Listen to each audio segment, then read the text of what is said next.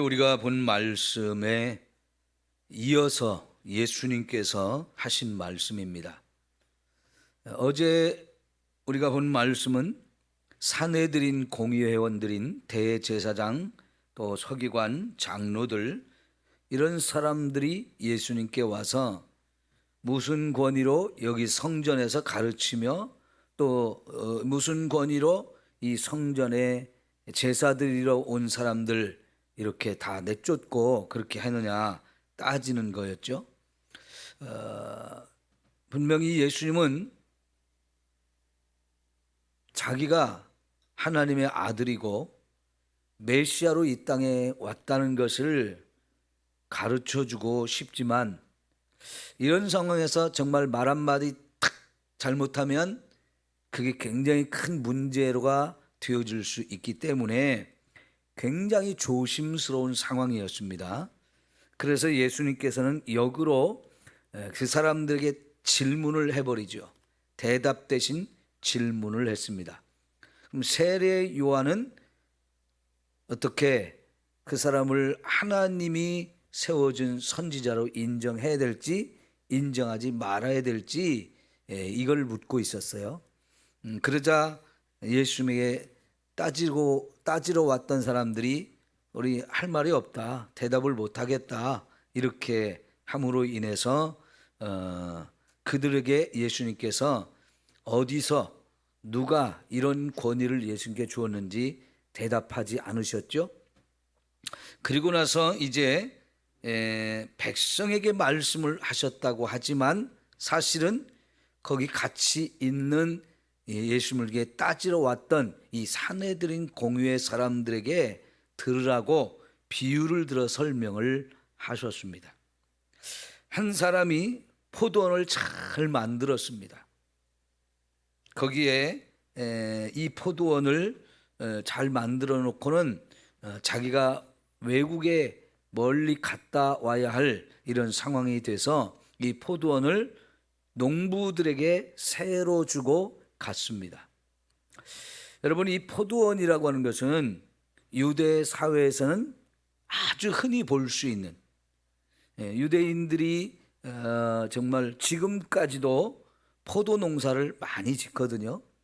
이 포도와 그 다음에 무화과, 그 다음에 올리브, 이 세 가지 나무는 유대인들을 상징할 수 있는 가장 대표적인 그런 나무인데요. 그래서 지금도 유대 땅에 가면 곳곳에 포도원이나 무화과나 아니면 올리브나무 농장들이 참 많아요. 이제 포도원을 이렇게 잘 만들어 놓고 이게 계속 가꾸면서 돌보고 그래야 이제 여기서 포도를 생산할 수 있죠. 그런데 이제 이것을 농부들에게 세를 주고 가가지고 이제 때가 되면 농사를 거둬들이는 때가 되어지면 이제 자기 종들을 보내서 그 농부들한테 세를 받아 오도록 했습니다. 그런데 안타깝게도 이곳을 농사를 짓는 농부들이 세를 내는 것이 싫어서 그 주인이 보낸 종들을 빈손으로 보냈어요. 주인이 얼마나 당황을 했겠습니까? 다시 다른 종을 보내서 반드시 세를 받아오라 하고 보냈는데 이 농부들이 이번에는 그냥 종을 돌려보는 게 아니고 때리고 능욕을 하고 그리고는 또 거저 보낸 거예요. 이번에는 주인이 더 놀랬겠죠. 황당하고. 또다시 또 다른 종을 보냈는데 이번에도 역시 때리고 내쫓아버렸어요. 아무것도 주지 않고.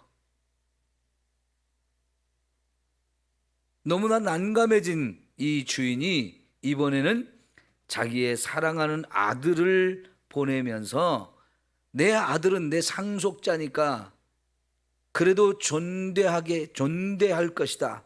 내 아들을 함부로 하지 않을 것이다. 이런 생각을 가지고 보냈는데 이번에는 그 주인의 아들을 죽이자 그랬어요.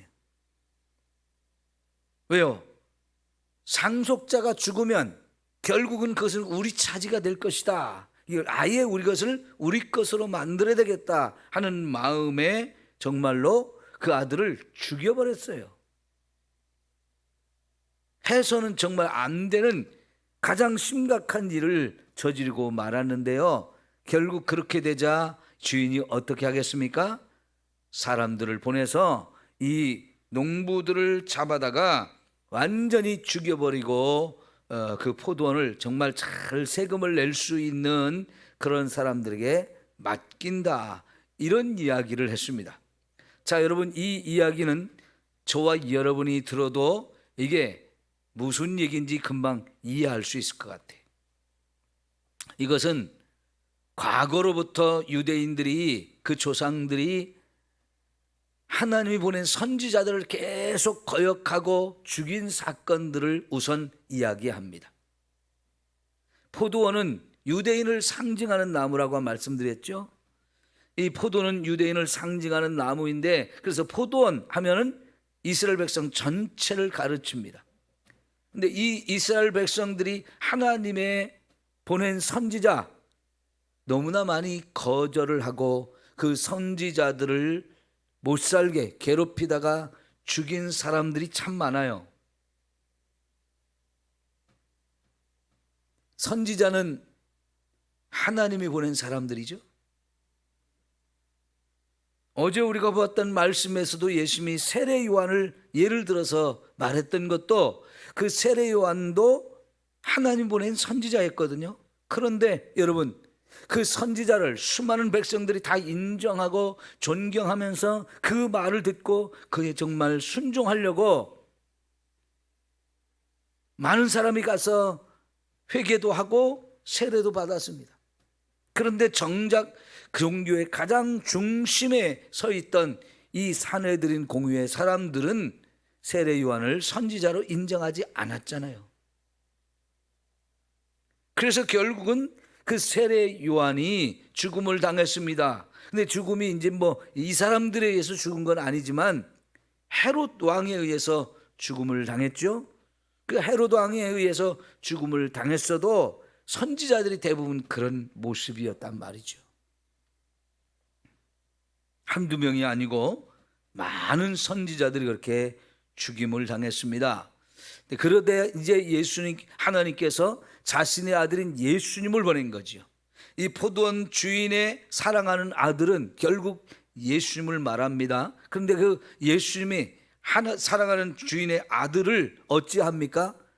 지금 예수님 앞에 서 있는 이 산헤드린 공회원들이 예수님을 죽이려고 하는 생각들을 가지고 있잖아요.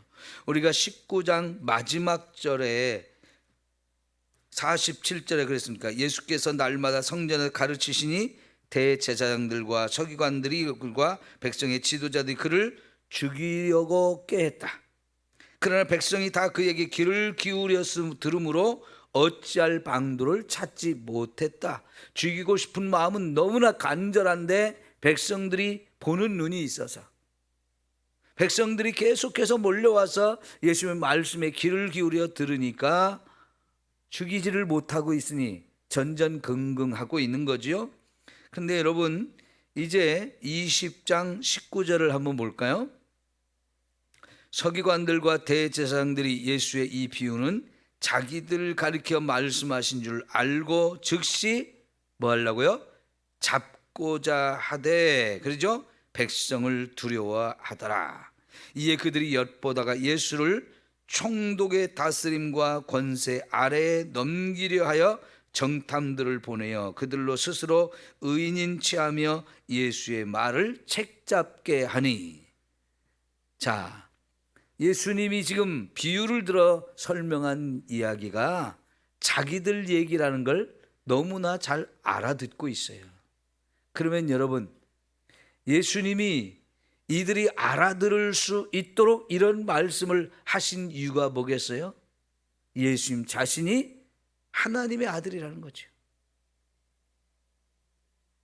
이 사람들을, 죄를 용서하고 거기서 이들을 구원하기 위해서 하나님 보내신 메시아가 맞다는 것을 비유를 통해서 설명을 했어요. 그럼에도 불구하고 그들이 다 알아들었지만 결국은 예수님을 죽이려고 하는 이 마음을 버리지 않는 사람들에 의해서 예수님이 죽임을 당할 것까지도 다 알고 계시면서 말씀을 해주신 거지요.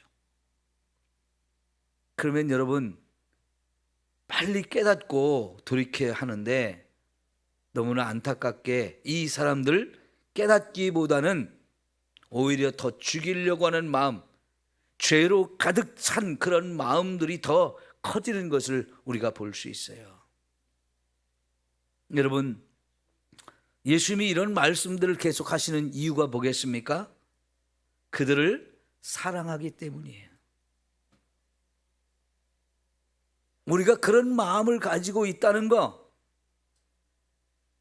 들키는 것이, 그것이 드러나는 것이 정말 부끄럽고 창피한 일이지만, 그러나 그 마음을 그렇게 가르쳐주고 드러냈을 때는 아이고 큰일 났구나, 우리가 정말 잘못했네 하면서 회개하면 얼마나 좋겠어요. 근데 참 인간은 이럴 때 더 어리석은 짓을 합니다. 얼마든지 숨어서, 얼마든지 남 모르게 더 악한 일을 해서 이걸 덮어버리려고 하는 이런 생각들을 하거든요. 여전히 예수님을 죽이려고 하는 마음을 버리지 않고요, 자기들이 너무나 큰 잘못을 하고 있다는 거 누가 봐도 이게 다 알 수 있는 건데 그 길을 벗어나지 못하고 그걸 버리지 못하고 오히려 더 깊은 죄를 짓는 쪽으로 모든 걸 계획하고 행동하는 것을 우리가 봅니다. 너무나 안타까운 모습이지요. 예수님께서 비유를 다 설명한 다음에 이 비유를 들었던 많은 사람들이 예수님, 그런 일은 절대로 일어나서는 안 됩니다, 제발 그런 일은 안 일어났으면 좋겠습니다 하고 백성들이 말하는데 백성들도 다 알아들은 거잖아요. 예수님은 한 가지 말씀을 더 하셨어요. 건축자들의 버린 돌이 모퉁이의 머릿돌이 되었다, 이런 말을 너희가 읽어보지 않았느냐고.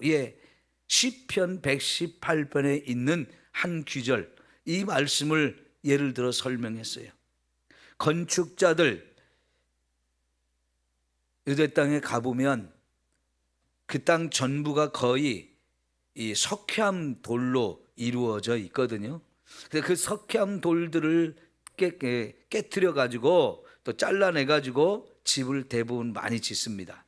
그럼 예수님의 이 직업이, 이 공생에 하기 전 예수님의 직업이 목수로 나오지만 사실 그 예수님과 예수님의 아버지 요셉의 직업은 집을 짓는 건축자라고 볼 수가 있는데, 유대인들의 그 집은 현재까지도 돌집을 많이 져요. 돌집. 그러니까 돌을 다듬고 잘 이렇게 깎고 해가지고 그 돌로 집을 짓는데, 그 집을 지을 때 이제 지붕 같은 경우는요, 벽을 다 쌓은 다음에 이렇게 가로지르는 나무, 우리 보통 석가래라고 할 수 있죠. 그런 걸 이렇게 놓고 그 위에 이제 더 잔가지, 나무의 잔가지들을 쭉 깔아가지고 그 위에 이제 흙으로 덮는 이런 방식으로 집을 짓는 게 많은데, 이러다 보니까요, 돌을 사실은 더 많이 다루고 나무는 돌보다 좀 적게 다루죠. 그래서 여러분, 이 건축자 하면 우리말로는 목수라고 번역이 되었지만 이게 이제 건축자가 정확한 표현이라고 볼 수 있는데, 돌을 제대로 다룰 줄 아는 그런 사람이거든요. 근데 건축자가 돌을 가지고 이렇게 벽돌을 쌓으면서 이렇게 집을 짓는데, 이거는 건축을 하기에 쓸모가 없다 해가지고 버린 거예요. 건축하기에는 적당하지 않다, 그래서 버렸습니다. 그런데 놀랍게도 건축의 전문가들로서 돌을 보면 이게 어디에 쓰면 좋은지 이런 것들이 이제 정확하게 보이는데요, 이건 쓸모가 없어 하고 버렸다는 거예요. 그런데 나중에 보니까 이 돌이 너무나 귀하고 좋은 돌이라서 결국은 여러분 머릿돌이 되어지더라는 거죠. 예수님이 누구인지를 제대로 알아보지 못하는 사람들, 그 사람들에서 예수님이 버림을 받지만, 그러나 그 예수님은 실제로는 집을 짓는데 가장 중요한, 가장 좋은 돌로 쓰여지는 머릿돌이 되어지더라는 거죠. 그래서 이 돌이 사람들 위에 떨어지면 죽죠, 그죠? 아니면 반대로 사람이 그 돌 위에 떨어져 죽든지, 사람의 살고 죽는 걸 결정하는 너무나 중요한 일이 이 돌을 중심으로 이루어진다는 거예요. 여러분, 이 말씀을 통해서 예수님이 다시 한번 더 강조한 건 뭐냐면, 예수님이 이 세상 모든 사람들에게 누구냐 하는 거예요. 오늘 아까 우리가 불렀던 찬송처럼 예수님보다 더 귀한 것은 없습니다.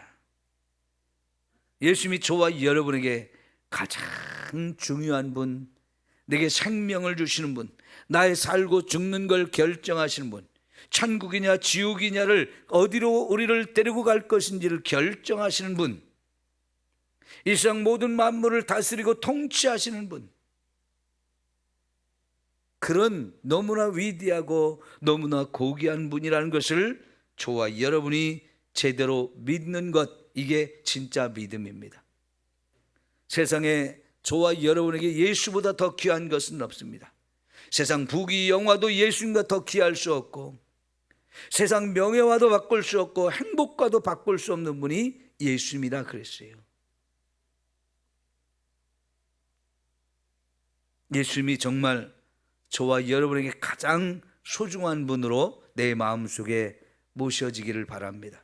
예수님이 나의 주인이 되어져야 되고요, 예수님을 위해서는 기꺼이 모든 걸 내어드릴 수 있는 저와 여러분이 되어야 됩니다. 그런데 여러분, 이렇게 귀하신 분을, 하나님이 보내신 하나님의 아들을 결국은 죽이는 자들이 되는데, 당시에 이 산에 들인 공유의 사람들만 그런 게 아니고 이 땅의 모든 사람들은 다 예수님을 죽이려고 해요. 하나님을 안 믿는 사람들은 하나님을 안 믿는 이 죄로 인해서 예수님을 죽이는 자들이고요, 하나님을 믿는다 하면서도 여전히 저와 여러분이 자꾸 하나님을 거역하는 일을 하고 수없이 부끄럽고 많은 죄를 지을 때, 그것이 결국은 예수님을 또 십자가에 못 박아 죽이는 일이 되어집니다. 저와 여러분이 얼마나 미련하고 어리석고 부끄러운 종인지를, 죄인들인지 우리가 깨달아야 돼요. 그래서 정말 예수님을 사랑하고 그 예수님을 제대로 섬기는 이 삶이 되어지도록 우리가 더 철저히 노력하지 않으면 안 될 줄 압니다. 이 죄가 얼마나 무서운 죄인지, 저와 여러분의 이런 부끄러운 죄된 모습들을 더 철저히 회개하고 깨달아서 사도 바울의 고백처럼 나는 날마다 죽는다, 내 자신을 십자가에 못 박는다, 정말 그렇게 해야 예수님을 못 박는 자가 되지 않게 됩니다. 내가 죽어야지, 나 살고자 예수님을 죽이는 이런 너무나 큰 죄를 짓는 이것이 저와 여러분에게서 너무나 많이 반복되어지는 삶이거든요. 여러분, 철저하게 우리 자신을 죽이면서 예수님을 내 마음 중심에 언제나 하나님의 아들로, 나를 구원하신 분으로 꼭 모시고 섬기는 저와 여러분 모두가 되어지기를 축원합니다. 기도하겠습니다.